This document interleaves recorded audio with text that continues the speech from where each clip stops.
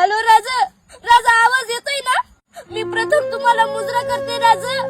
मला जाणीव आहे राजा की आपण खूप बिझी आहात, पण खूप महत्वाचं बोलायचं होतं राजा. मी या स्वराज्यातील एक छोटासा मावळा जानू बोलत आहे राजा. राजा, या देशात सगळं बेताल सुरू आहे राजा. आणि महाराष्ट्राचं तर विचारूच नका. इथं 3-3 वर्षाच्या मुलीवर अन्याय अत्याचार होत आहेत राजा. मेडिकल कॉलेज मध्ये डॉक्टरीचं शिक्षण घेणाऱ्या मुलीवर सुद्धा निर्गुण अत्याचार होत आहेत राजा.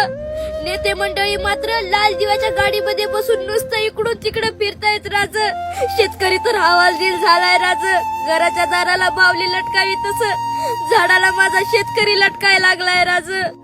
70 वर्षाचा बाप 30-35 वर्षाच्या मुलाच्या चितेला आग लावतोय राजा. राजा, तुम्ही जास्त दिवस जगला नाही तो. 32 वर्षात कधी कोणापुढे झुकला नाही.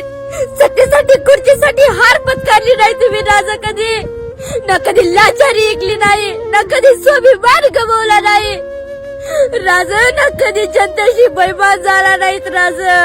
अहो, भारतरत्न कायदेमंत्री आंबेडकर साहेब, माझा आवाज येतोय का? अहो, तुम्ही रात्रंदिवस मेहनत करून लिहिलेल्या संविधानाची इथं प्रत जाळली जाते.